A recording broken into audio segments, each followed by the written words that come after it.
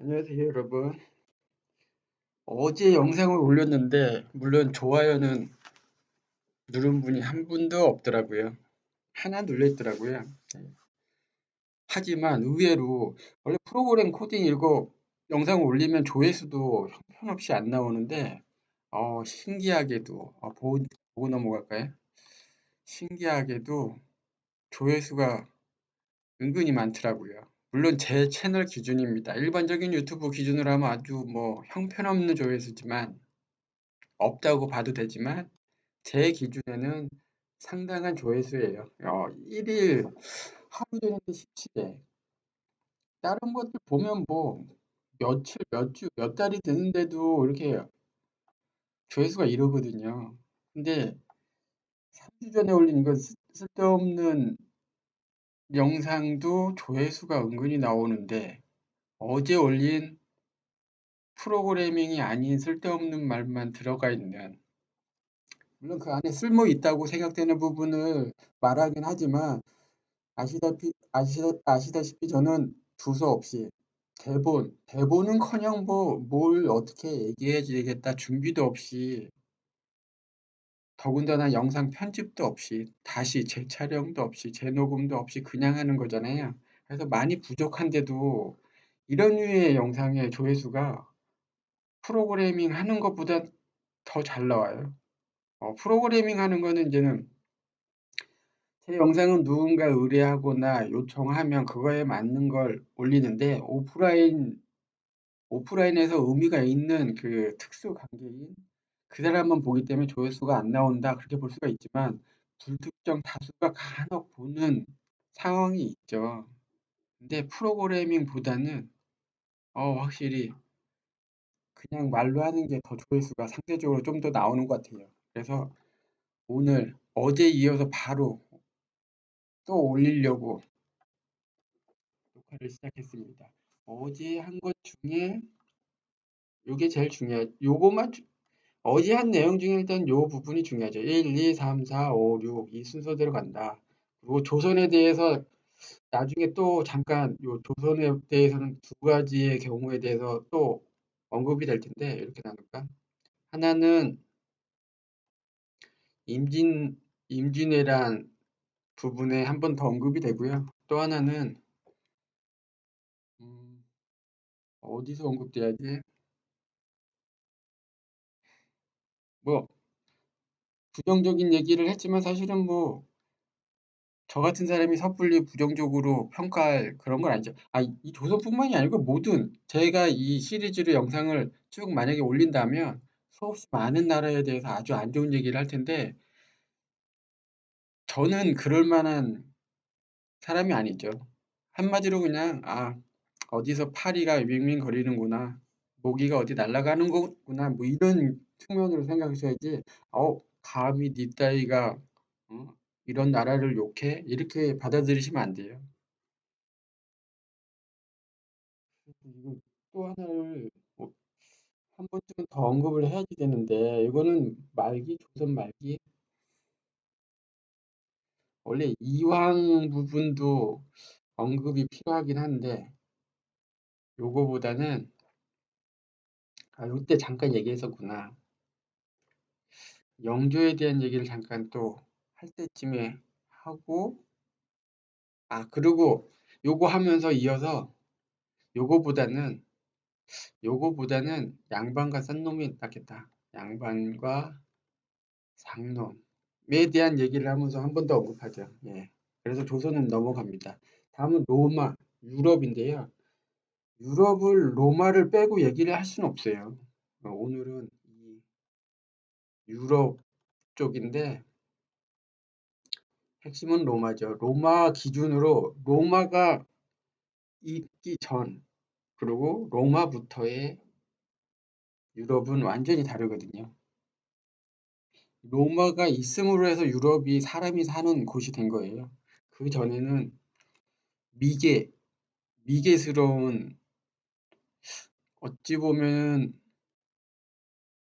훨씬 더 고대 인류가 살아있긴 했지만 현대인의 시점에서 봤을 때는 그 고대인들을 뺀다면 아프리카나 중동 쪽에서 도저히 살 수가 없어서 추방되다시피 쫓겨나다시피 도망간 사람들, 우리 일부가 거기서 좀 잔류하고 있는 상태 그런 거였죠. 지도 한번 보고 넘어가죠. 일단 대한민국 여기 있고 쭉 가서 여기가 이제 유럽인데 로마라 함은 지금의 이탈리아예요, 이탈리아. 그러니까 이탈리아를 가볍게 생각할 수가 없어요. 이탈리아가 지금은 상당히 힘이 약한 듯 도대체 왜 저러나 뭐 이렇게 간혹 특이한 행동을 하죠. 1차 세계대전이나 이럴 때 보면. 하지만 로마는 고스란히 이탈리아로 남아 있습니다. 이탈리아는 그 자체로서 이제는 유럽의 중요한 핵심적인 그런 나라예요. 뭐 예전에 비해서 경쟁적으로 노력하거나 뭐 그러지도 않아. 그냥 지켜보는 그런 느낌이에요, 이탈리아는. 그래서 이탈리아가 뭐 이쪽에서 뭐 과학기술에 투자하거나 뭐 군사력을 키운다거나 문화예술 뭘 한다거나 뭐 이런 거 없어요. 그냥 말 그대로 로마의 그 문화적인 잔해 위에 그냥 관망하는 자세로 사는 거죠. 이쪽에 계측이나 이런 건 특별한 게 없어요. 그래서 물론 이건 절대적이지 않아요. 어느 사람이 예를 들어서 특정 계측기를 잘 만드는 나라에 어떤 사람이 나 어느 나라로 이민 갈래 가고 거기서 만들 수도 있거든. 그런 회사, 다국적 회사가 생길 수도 있고요. 그러니까 절대적이진 않아요. 그냥 대략적인 일반적인 전반적인 얘기지. 그래서 이탈리아의 계측기는 없어요, 특별히. 뭐 만들 이유가 없거든. 하지만 이탈리아는 그 나름대로 중요하다. 유럽을 얘기할 때 시작하는 부분을 이 부분으로 확인해야지 돼요. 그렇다면 이걸 좀 캡처를 써서 한 이 정도 캡처해서 가지고 가서 얘기를 하죠. 예. 요거 하나 놔두고 하나를 더 복사해서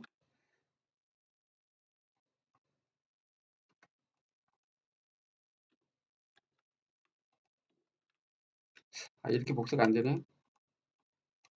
뭐 어찌됐든 하나 더 요걸 하나 더 만들어요.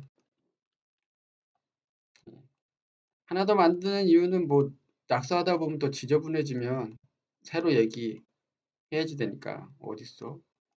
이쪽에 있네. 아, 이쪽 있죠.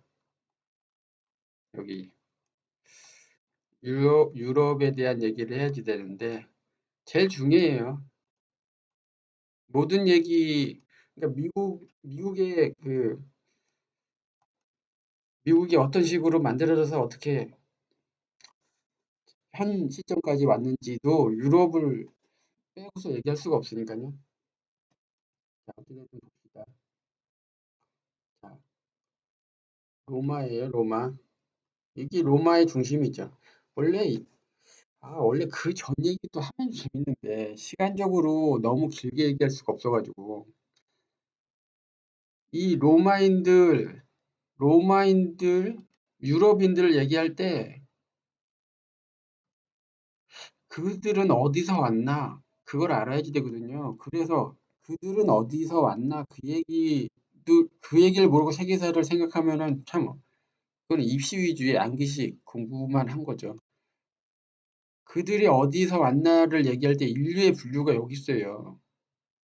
예, 이걸 먼저 하면 좋은데 이렇게 따지면 이거 하기 전에 유전역적인 진화 뭐 이런 것도 얘기를 해야지 돼서 너무 산으로 가기 때문에 요 흐름을 유지하는 거가 좋을 것 같아요. 어쨌든 간단하게 얘기를 하자면 유럽인들 기준의 인류는 아프리카에서 시작해서 지금 약간 그 기후의 변화에 대해서 인간이 인지를 하기 시작한 게 그렇게 오래되지 않았거든요. 그리고 치명적으로 아주 천천히 변화할 거다. 언젠가 뭐 우리 다다다다다 하면서 100세대 이후에 기후의 변화가 생길 거다. 뭐 이런 식으로 떠들던 사람들이 곧 기후 변화가 닥칠 거다 이렇게 바뀐 지가 얼마 안 됐어요. 그 얘기는 뭐냐면 기후 변화에 따라서 인류가 이동을 해 왔다는 걸 인정한 게 얼마 안 됐다는 거죠. 그래서 유럽인들의 기준에서 물론 성경을 빼뜨릴 수는 없지만 그 기준으로 가장 인간이 오래된 역사, 인간의 역사를 길게 보자면 예전에는 뭐 2000년, 3000년 이랬는데 한 얼마 전에 한 6000년 정도로 늘렸잖아요. 얼마 전이라 하면 대략 한 1, 20년 전 범위 내죠. 그래서 인간은 6000년 정도 됐다. 어디서 왔냐? 여기 남아공 쪽에 고산지대가 있어요. 지금 이 지도는 구글어스에 맵은 사막 지역을 이렇게 하고 녹지대를 색깔로 했는데 고도에 대한 그게 없거든요. 근데 고도를 잘 보면 남아공 쪽에 한 그 구역만 높은 고도를 유지한 채 평지를 유지한 곳이 있어요. 그게 그 지역을 찾은 지가 얼마 안 됐어.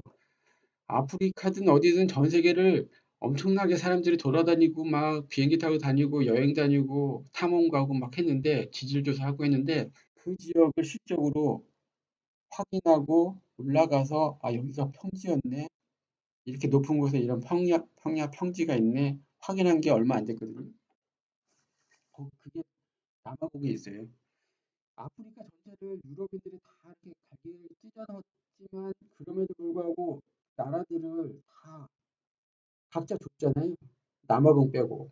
남아공만 거의 백인들이 차지하고 있는 거잖아요. 그런 이유가 있었던 거지. 깨림직한 게 있었어요. 왜냐하면 에덴 동산이라고 말할 수 있는 그 지형이 남아공 쪽에 있었거든요. 그래서 남아공에서부터 내려와서 그러니까 다시 내려와도 되는 환경이 됐다고 판단했겠죠. 점점점 내려와서 아프리카 지역에서 흑인들이 쭉 살아오다가 어느 날 중동 쪽으로 넘어가서 유럽인들이 말하는 황인종이 이쪽에 번성하기 시작한 거죠. 유럽에 그래서 흑인들 빼면 황인종이에요. 황인종하고 터키, 그리스, 이탈리아, 거의 프랑스까지는 얼핏 보면 비슷한 사람들이에요. 생김새도 그렇고, 그죠? 뭐 이라크, 시리아 사람이나 그리스, 이탈리아 사람이나 비슷비슷해요. 결국은 로마의 뿌리는 이쪽이고 유럽인들의 오리지널 그 지역이 이쪽이거든요. 그러니까 흑인, 황인종 넘어서 백인으로. 어, 자기들은 이제 백인인 거죠.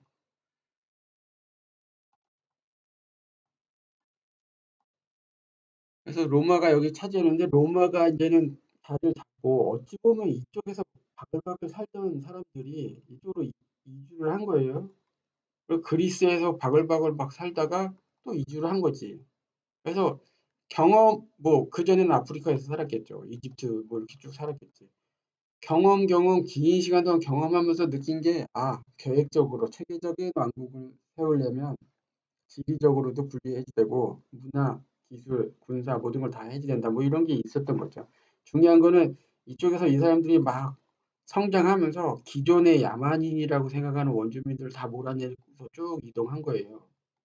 이탈리아, 그래서 이탈리아 기준으로 오른쪽은 근본이 되는 그런 지역이 되는 거고요. 숨겨야지 되지만 절대 숨길 수는 없는. 왜냐하면 본인들의 뿌리가 있는 곳이거든요.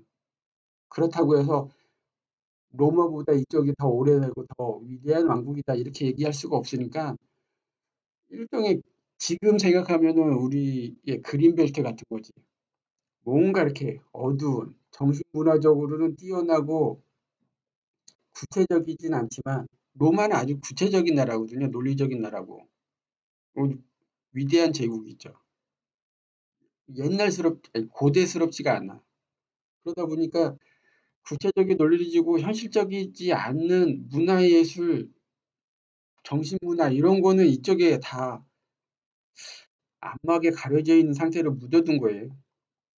최대한 로마 시민들이 쓸데없이 왕래하지도 않고 가끔 자기들이 이해할 수 없는 문화적인 그런 정신세계를 다루는 그런 무리가 나오면 배척하기도 하고 마녀사냥도 하고 뭐 이런 거죠.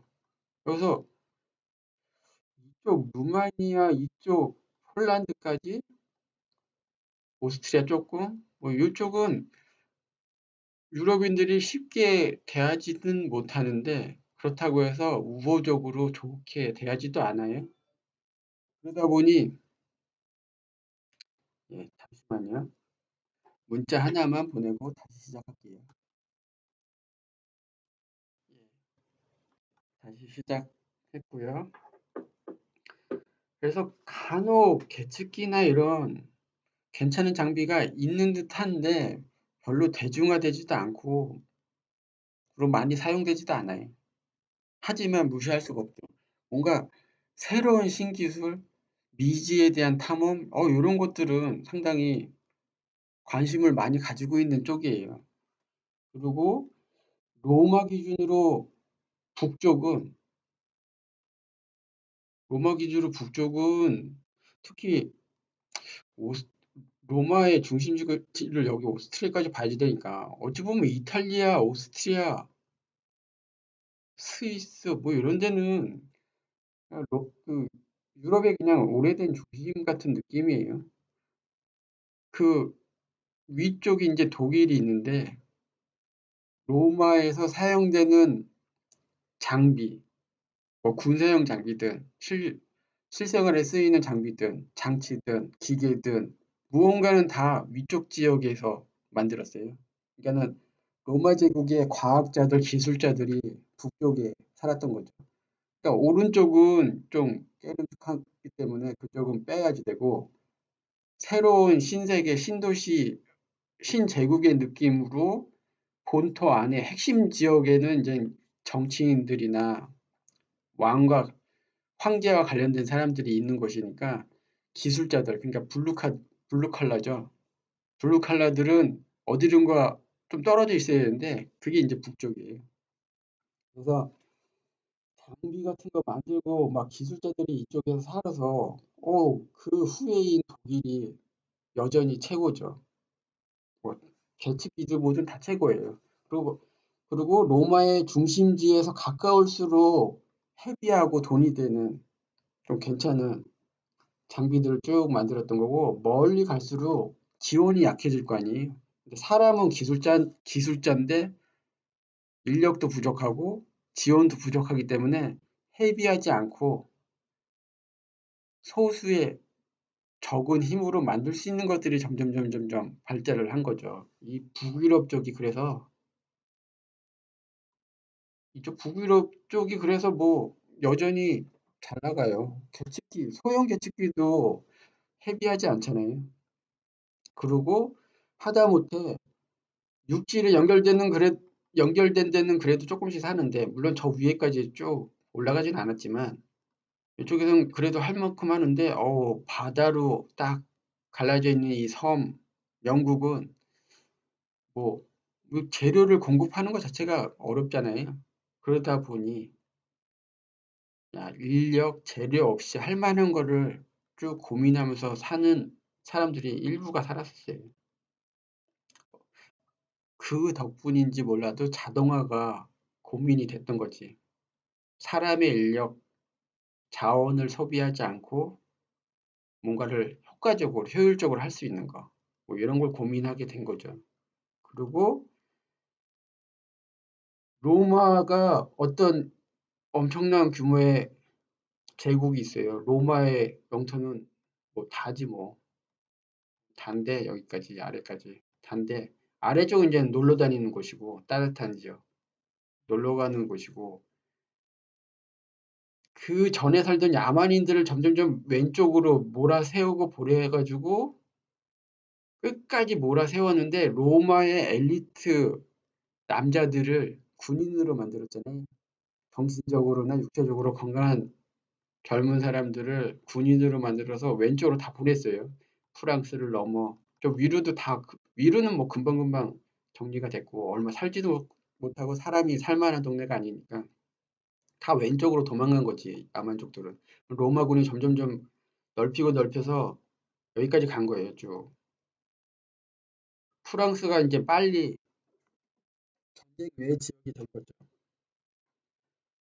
그래서 반항 세력들은 다 도망가고 남아있는 세력, 남아있는 프랑스 쪽에 살던 사람들은 대부분 위협의 가능성이 거의 없는 뭐 난쟁이나 거인, 뭐 외눈박이, 곡추 또는 여자들 뭐 이런 아이들 이런 사람들만 남아있던 거고 이쪽에서 이 로마 제국의 문화적인 소비 활동을 이쪽에서 보충을 해줘요.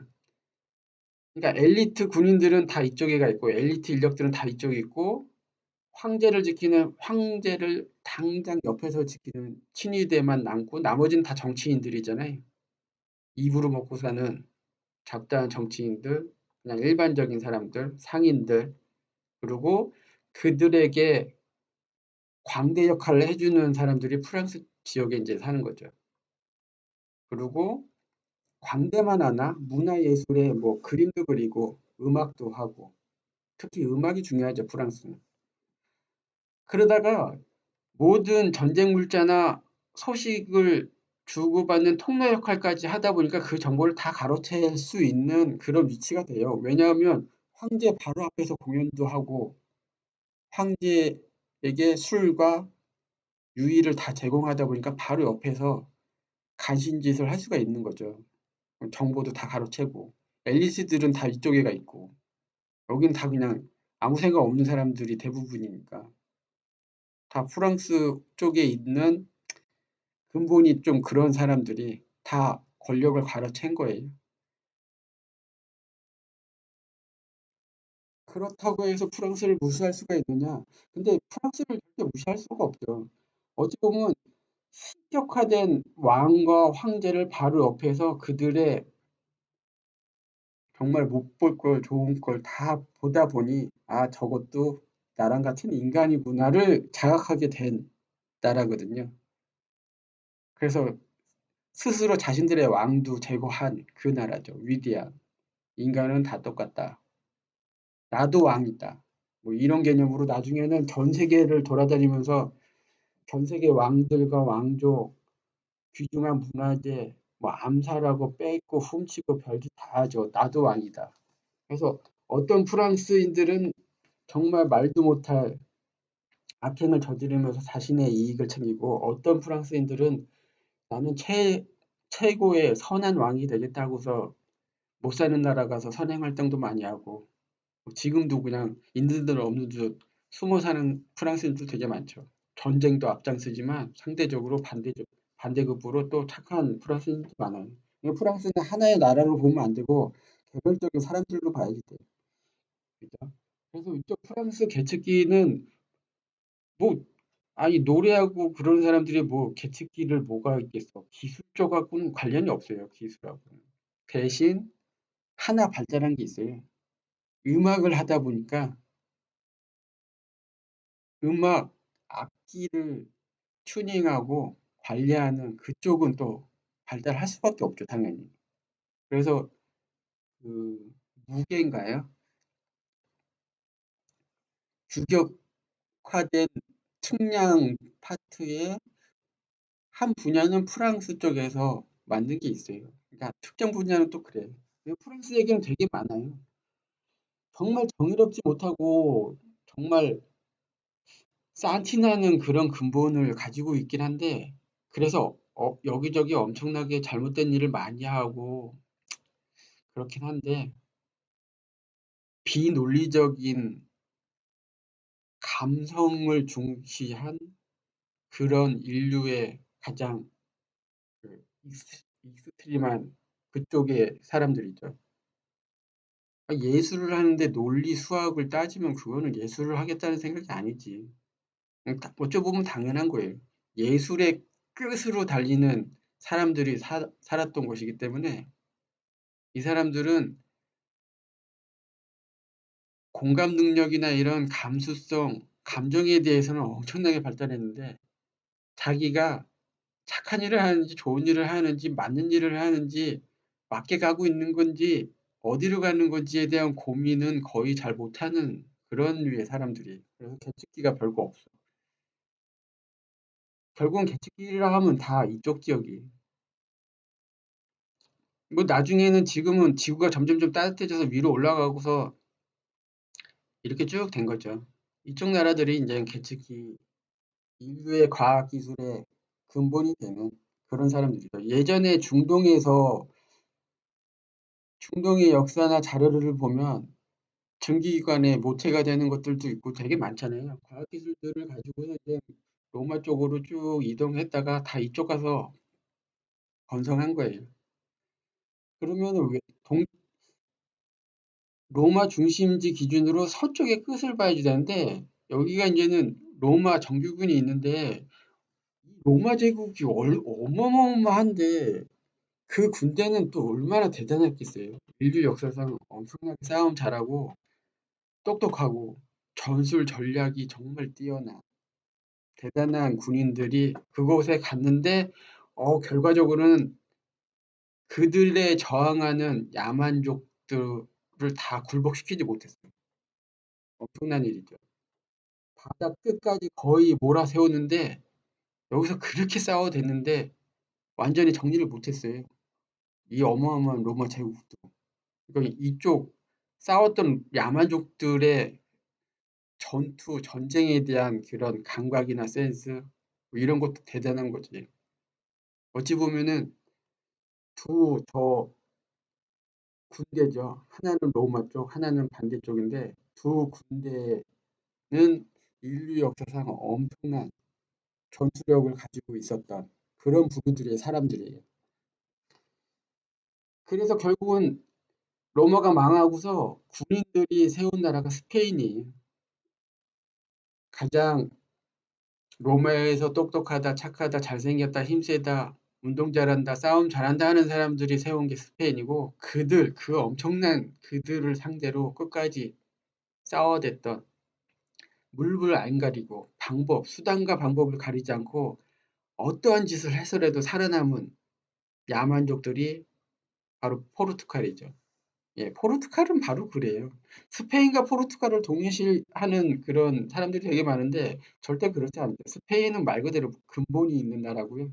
포르투갈은 야만적의 대표적인 싸워서 이기기 위해서는 무슨 짓을 해도 하는 인류가 싸우는 방법을 정정당당하게 싸운다 이렇게 보는 측면도 있지만 정말 저렇게까지 해서 싸워야지 되나 하는 것들을 그런 것들이 다 포르투갈의 조상들이 했던 전술 전략들입니다.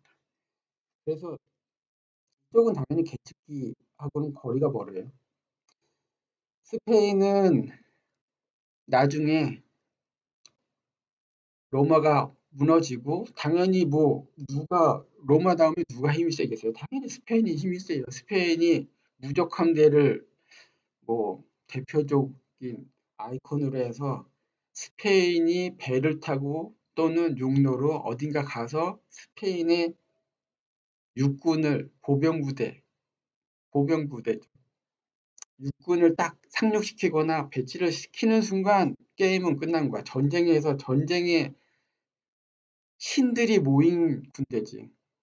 그냥 육군이 어디론가 가면 끝이에요. 근데 안타까운 게 하나가 뭐냐면 그러니까 유럽인들 기준으로는 유럽인들의 세계관은 요게 끝이니까 이 중동 저 아시아 쪽 뭐 다른 데는 아예 개념 자체가 없어요. 그냥 그 유럽의 역사도 어떻게 보면 되게 짧고 아까 6,000년, 뭐 2,000년이라고 그렇게 막 그 고집을 부리다가 한 1, 20년 전에 인류의 역사는 6,000년인가 봐요. 이렇게 얘기한 게 유럽이잖아요. 얼마 안 됐어.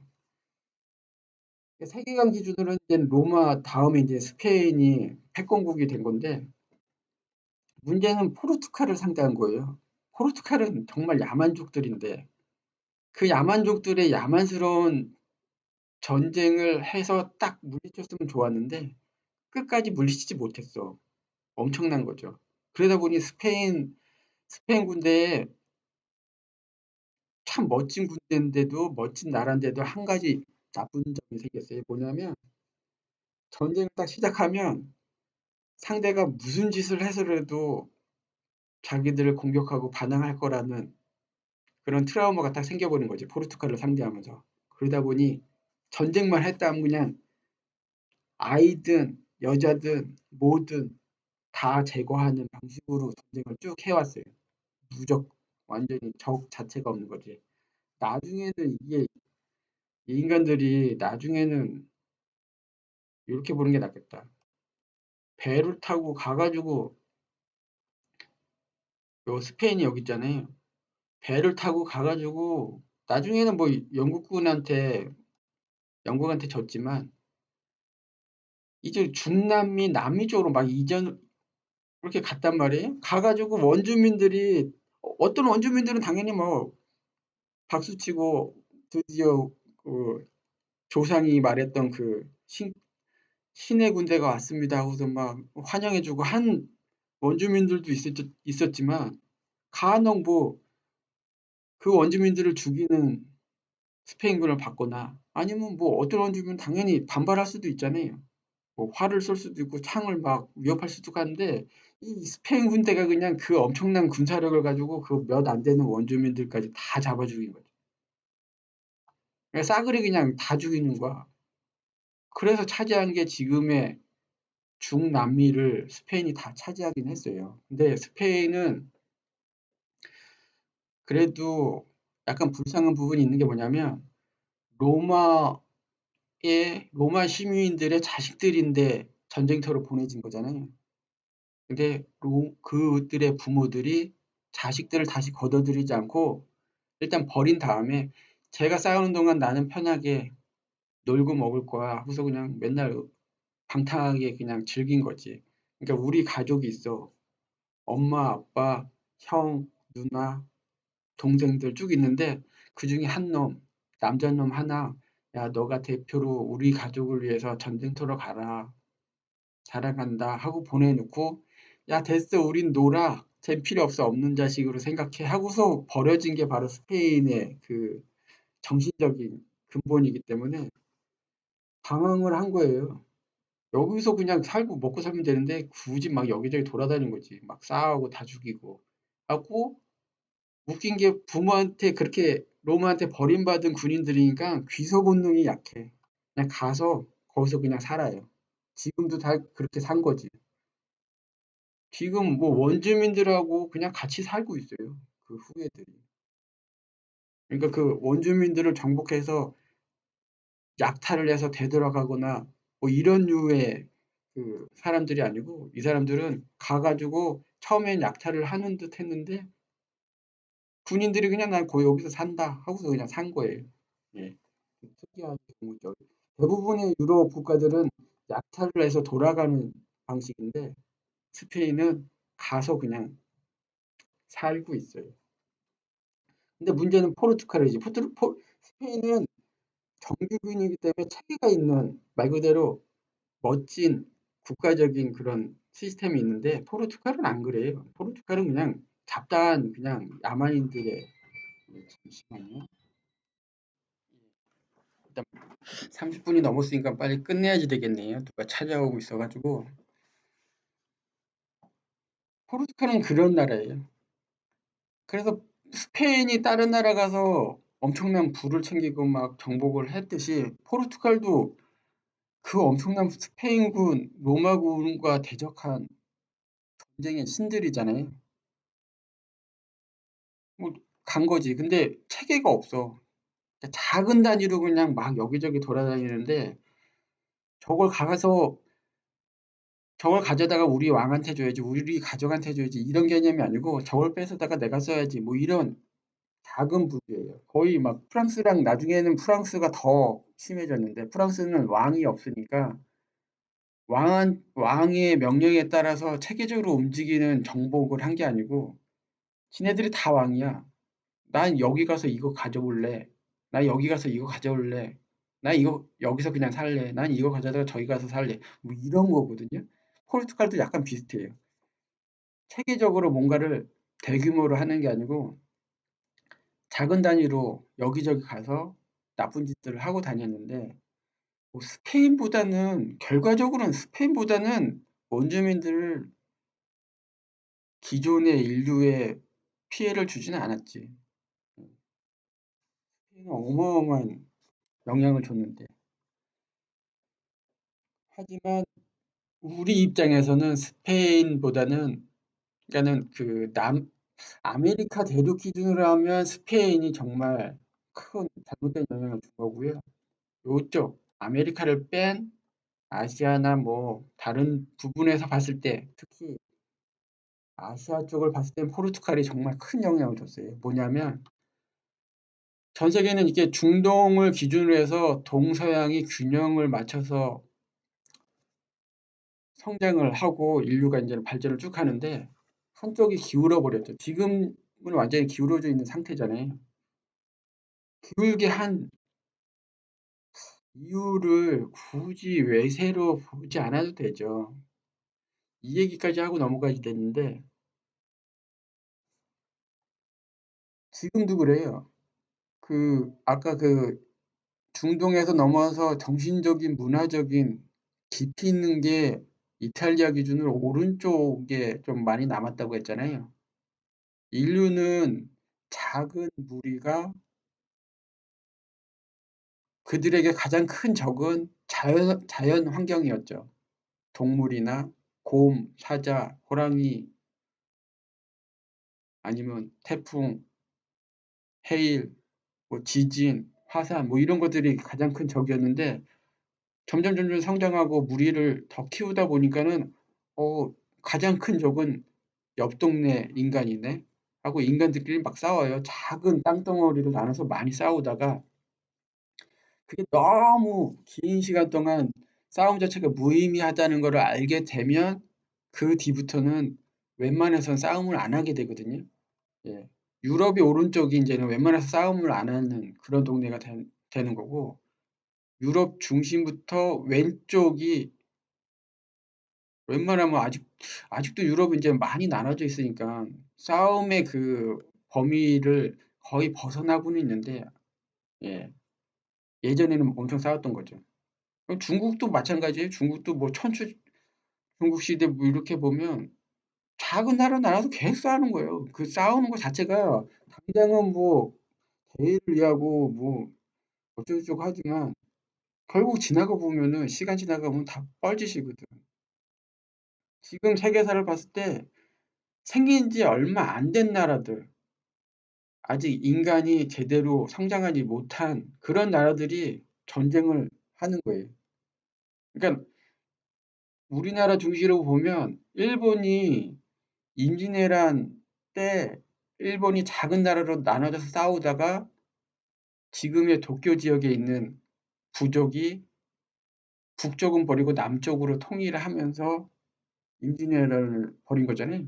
딱 그거죠. 작은 부족들이 싸우다가 이유 없이 계속 싸우는 거예요, 그냥.